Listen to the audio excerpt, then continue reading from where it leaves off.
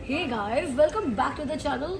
अगर आप लोगों को ये लग रहा है कि हमारे चेहरे बड़े फ्रेश हैं तो आपको मैं ये बता दूं कि कनाडा में टाइम हुआ है सुबह के 4:30 और पूरी रात हम लोग सोए नहीं हैं। हमारी फ़्लाइट थी अराउंड 8 घंटे की और हम लोग अभी जहाँ पे हैं वहाँ पे लोकल टाइम है सुबह के 10:19। तो अब गेस करो हम लोग कहाँ पे आए हैं। ऑफकोर्स हम लोग इंडिया जा रहे हैं। हमारी फाइनल डेस्टिनेशन इंडिया ही है, लेकिन इंडिया से पहले हम लोग अभी कहाँ पे हैं? हम अभी आए हैं जर्मनी। ये हम सेकंड सरप्राइज रिवील कर रहे हैं। पिछले वीडियो में आपको सरप्राइज मिला कि हम लोग भी इंडिया जा रहे हैं। इस वीडियो में सरप्राइज ये है कि हम लोग एक दिन के लिए फ्रैंकफर्ट आए हैं और बस अब बाहर निकल रहे हैं। एयरपोर्ट से सब कुछ हो चुका है। लगेज हम लोगों ने अभी लिया नहीं है बिकॉज लगेज हम लोग कहीं और जाके लेंगे। कहाँ जाके लेंगे वो आपको अगली वीडियो में बताएंगे, ठीक है। तो अभी प्लान यही है, हमारी अगली फ्लाइट है यहाँ फ्रैंकफर्ट एयरपोर्ट से ही रात को 9-10 बजे की। तो हमारे पास पूरा दिन है एक्सप्लोर करने के लिए। तो फ्रैंकफर्ट सिटी को एक्सप्लोर करते हैं जर्मनी में। और वैसे तो यार एमी और मुझे दोनों को वर्ल्ड वॉर 2 में बहुत इंटरेस्ट था। जाना तो हमें बर्लिन चाहिए था, बट जो मिल रहा है खुश होकर देखते हैं। तो देखते हैं what Frankfurt has to offer for अस।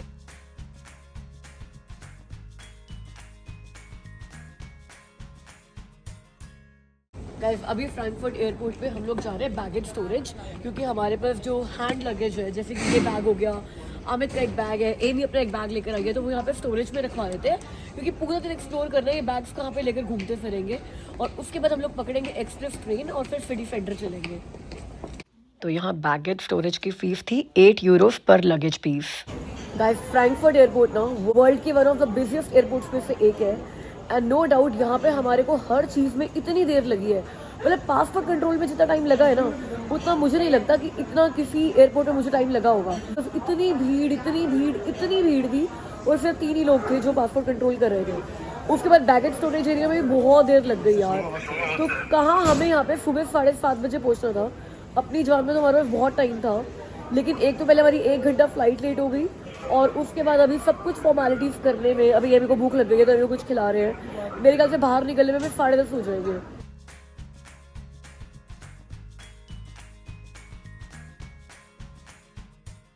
अभी हम जब वहाँ टिकट ले रहे थे ना, तो वहाँ पे ना बड़े सारे ऑप्शन थे। एक ऑप्शन सिंगल टिकट का था, बट हमने क्योंकि वापस भी आना है तो हमने रिटर्न टिकट चेक की। तो अब वो जो टिकट मिल रही थी ना यूरो 13.5 यूरो की मिल रही थी एक बंदे की टिकट। मतलब हम दोनों लेते, रिटर्न टिकट जो हमें मिलती 27 यूरो की। तो लेने लगे थे हम, एकदम अचानक कोई वहाँ पर आ गया बंदा। तो वो हम उसको लगा कि जैसे हाँ हम थोड़ा कंफ्यूज हैं, तो उसने पूछा क्या कहाँ जा रहे हो ना। वो ये वाली टिकट लेकर दी। ये 4 लोगों की टिकट है, 5 लोगों की टिकट है, ग्रुप टिकट थी ये। तो ये मिली है 22.50 की और ये अनलिमिटेड ट्रैवल है, पूरे दिन आना जाना सब। 5 यूरो उसने सेव करा दिया हमारे। और I think this is the best thing. अगर 5 लोग हैं, 5 लोगों को 22 यूरो में ट्रैवल करने को मिल रहा है पूरा दिन, कितनी बार मर्जी आओ जाओ। तो this is I think the best ticket in case if you come here.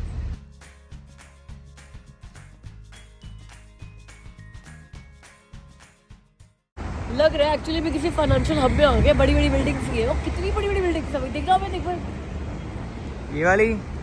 और यहाँ पे ना किसी एक बिल्डिंग में ऑब्जर्वेटरी है। हाँ, ये भी देखो कितनी बड़ी है। ये आई थिंक ये ज़्यादा बड़ी है, दोनों ही बड़ी हैं। ओह, ये ज़्यादा बड़ी है, यू आर राइट। हाँ, कंपेयर ही करते रहेंगे कौन सी बड़ी है। हाँ, बट यहाँ पे हमें जाना है मेन टावर। अब क्या लगता है इनमें से मेन टावर कौन सा होगा? मुझे लग रहा है सामने वाला होगा। वहीं से हमें मिलेगी होप बस और उस पर हम घूमेंगे आज सारा दिन। ठंड है नहीं है इतनी।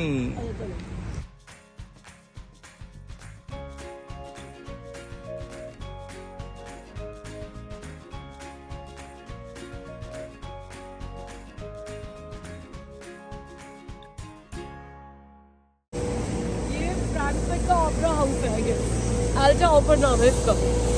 तो एमी कह रही है ओपेरा सुनना है उसको। चेक करो टिकट मिलती है तो। हमने एक बार पहले भी ट्राई किया था पेरिस में, याद है?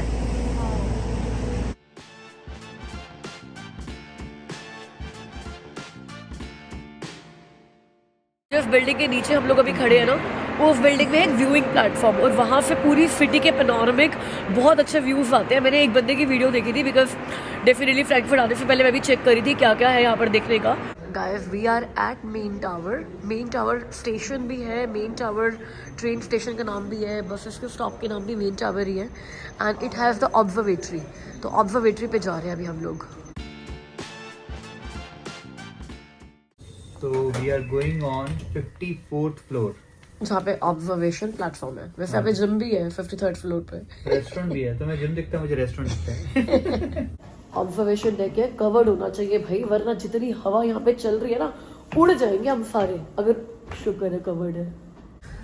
मैंने अपनी जैकेट रिमूव कर दी थी कि फोटो अच्छी आनी चाहिए, और ये ओपन है भाई, ओपन है। अरे जैकेट पहननी पड़ेगी यार, ठंड भी लगेगी। ओ भाई साहब, जैकेट फिर से पहननी पड़ेगी। चलो एक फोटो के बाद।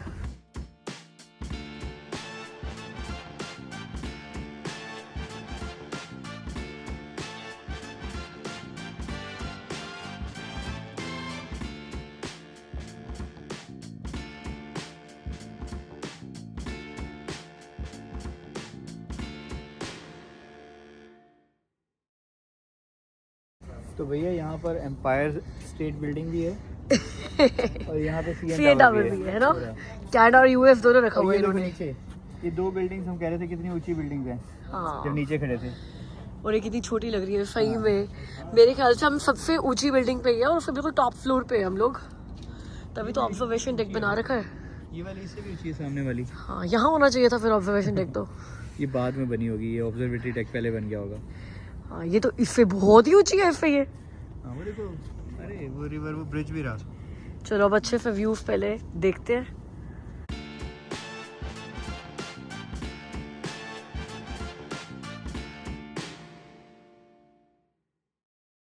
Done with observatory. अब जा रहे हैं हम लोग रोमरबर्ग।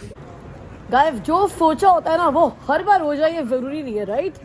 पहली बार ऐसा हो रहा है कि हम कोई सिटी एक्सप्लोर कर रहे हैं बिना हॉप ऑन हॉप ऑफ के, और खुद मर्जी से डिसाइड किया कि यार नहीं करते हॉप ऑन हॉप ऑफ। पता है क्यों?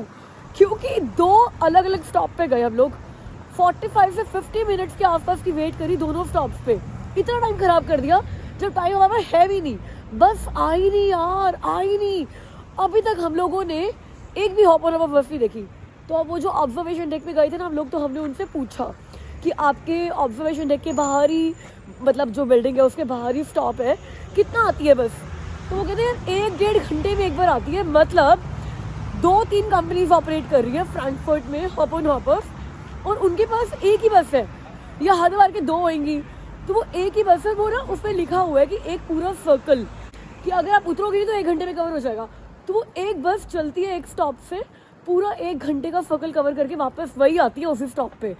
मैं कहा यार अगर ऐसा है तो हम तो कहीं भी नहीं उतर पाएंगे कि भैया अगर वो 1 घंटे वाली बस मिस हो गई तो अगली बस के लिए फिर 1 घंटा वेट करो। इतना तो टाइम ही नहीं हमारे पास, हम पूरी सिटी में 6-7 घंटे के लिए हैं। तो वी डिसाइडेड कि टॉप 3-4 अट्रैक्शंस जो है ना वो देख लेते हैं। जैसे हमने अभी एक ओपेरा हाउस तो देख ही लिया, ऑब्जर्वेशन डेक देख ही लिया, 2 चीज़ें देख ली है, ठीक है। वहाँ से यहाँ मेन टावर में आते हुए हमने पूरी मार्केट और जो स्काई लाइन है, Frankfurt is all about banks, ऊंची ऊंची बिल्डिंग, फाइनेंशियल डिस्ट्रिक्ट है, तो वो सब कुछ देख लिया। अब हम लोग जा रहे हैं रोमरबर्ग, कि जर्मनी का डेनमार्क है। जर्मनी का डेनमार्क नहीं बोलना चाहिए, कोपेनहेगन बोलना चाहिए, क्योंकि वहाँ पे ना ऐसी कलरफुल सी बड़ी सारी बिल्डिंग्स है। ये हमने गूगल मैप में देखा है। तो रोमरबर्ग चलते हैं, फ्रैंकफर्ट कैथीड्रल कवर कर लेंगे। कैथीड्रल्स कवर करना मुझे अच्छा लगता है, हर सिटी का अपना अच्छा एक कैथीड्रल अच्छे से देख लो, पेंटिंग्स भी दिख जाती है वहाँ पे। और एक इनका लवलॉक ब्रिज है, जैसे पेरिस में ना लवलॉक ब्रिज, तो वो मेन रिवर के ऊपर जो लवलॉक ब्रिज बना हुआ है जिसको आयरन ब्रिज भी बोलते हैं, वो चीज़ें देखते हैं। तब तक तो यार एयरपोर्ट जाने का टाइम हो ही जाएगा, सिटी का फील आ जाएगा। कभी ये नहीं कहूँगी मैं कि यार लाइफ में फ्रैंकफर्ट नहीं गई, एक बार फ्रैंकफर्ट जाना है।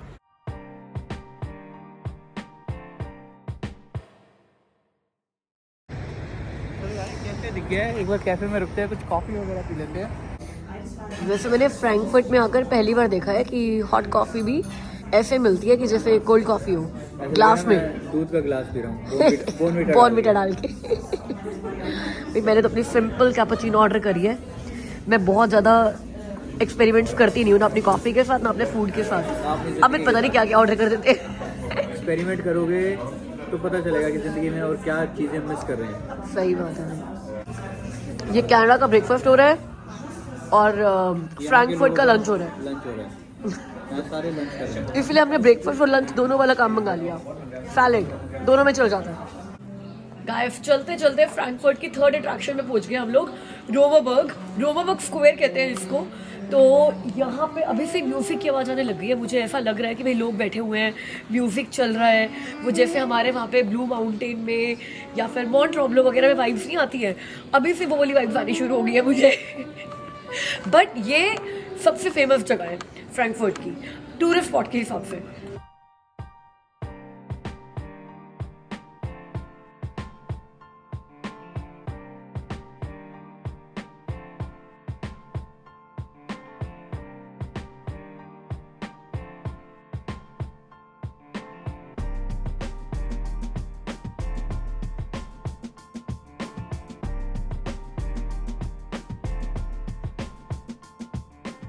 ये वो जगह है जहाँ से आप सोवेनियर्स भी ले सकते हो, वो लोकल बार्गेनिंग करके। तो बहुत सारी सोवेनियर शॉप्स हैं, पहले सोवेनियर ढूंढते हैं फ्रैंकफर्ट का, भाई आए तो सोवेनियर तो लेकर जाएंगे, राइट। टूरिस्ट स्पॉट है, मिलेंगी यार इतनी महंगी तो। लुट जाए।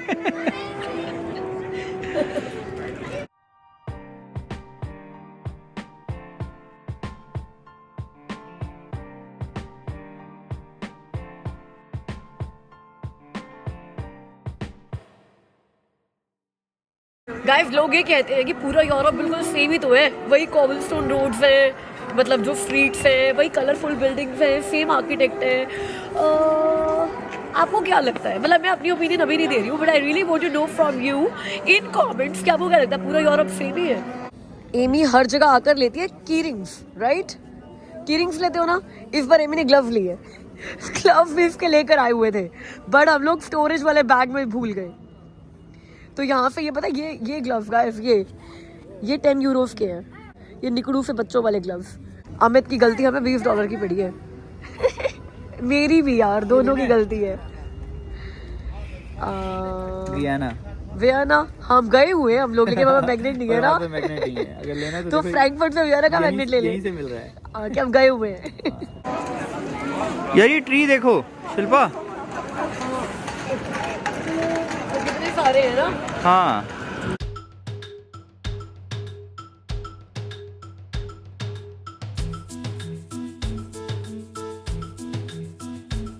गाइस पैदल चलते चलते हम लोग अपनी फोर्थ अट्रैक्शन पे आ गए फ्रैंकफर्ट की। तो इससे मुझे ना ये पता चल गया कि आप ना फ्रैंकफर्ट को पैदल चलते चलते भी एक्सप्लोर कर सकते हो, हॉप ऑन हॉप ऑफ लिए बिना भी, if you have one day. मतलब आपका भी लुफ्तांसा का ट्रांजिट है जिसमें आपको 10-12 घंटे मिल गए हैं रुकने के लिए। तो आकर मेन सिटी में मेन टावर पे आकर पैदल चलते चलते आसपास ही सब कुछ है। आपको यहीं में मैं 5-6 अट्रैक्शन कवर करा दूंगी, मतलब मेरी भी कवर हो ही जाएगी। तो we are in front of Frankfurt cathedral, जो अगेन एक स्टॉप भी है hop on hop off bus tour का, और एक मेजर अट्रैक्शन भी है, और हमने देखनी भी थी। तो चलो आ जाओ, अब फ्रैंकफर्ट कैथेड्रल एक्सप्लोर करते हैं। तो इस तरह मैं कह सकती हूँ कि मैं जितनी भी यूरोप की सिटीज़ में गई हुई हूँ ना, उनके जो मेन कैथेड्रल है सब देखी है मैंने। शिल्पा इसकी एंट्री भी फ्री है? पार्किंग फ्री है। ओह अच्छा, पार्किंग फ्री है। होती नहीं है मोस्टली कैथेड्रल्स की एंट्री फ्री, पैसे ले ही लेते हैं वो। मतलब उसको आप वो भगवान के लिए डोनेशन कह सकते हो या, तो दे देनी चाहिए कैथेड्रल की एंट्री फी। तो चलो दे देते हैं, चलो चलो चलो।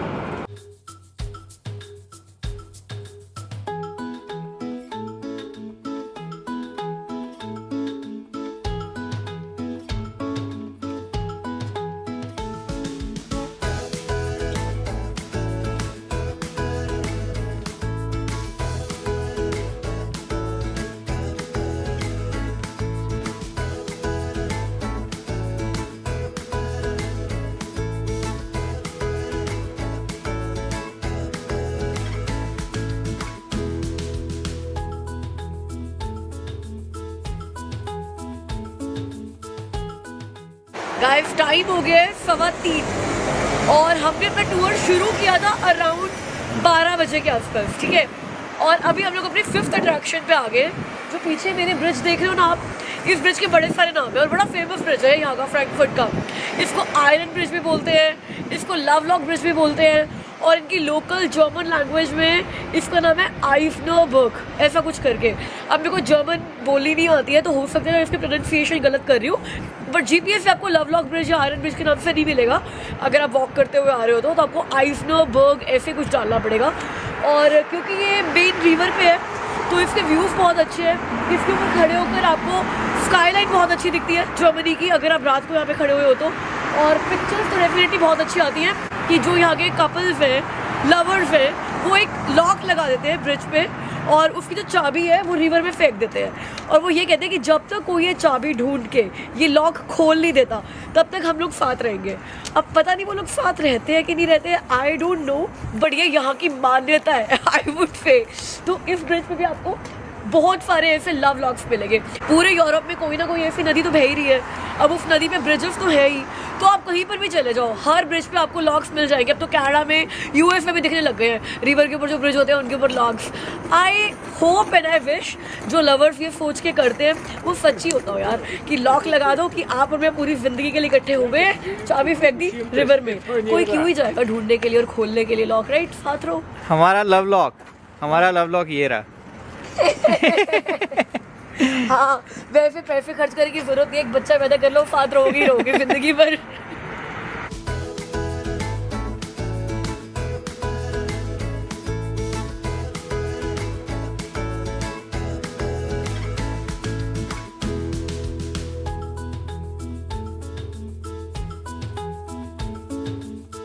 गाइस ये लॉक्स देख रहे हो, भरा हुआ है पूरा ब्रिज, तो वहां तक देखो।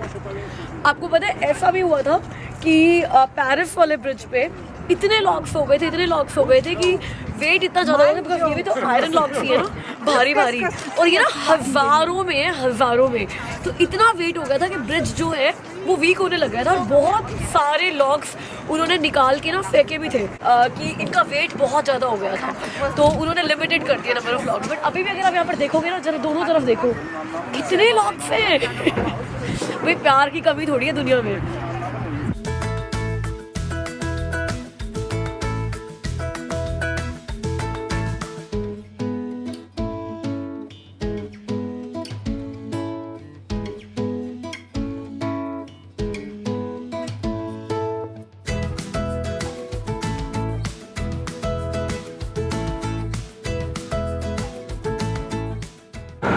चलते चलते अब हम लोग आ गए अपनी फ्रैंकफर्ट की लास्ट अट्रैक्शन पे।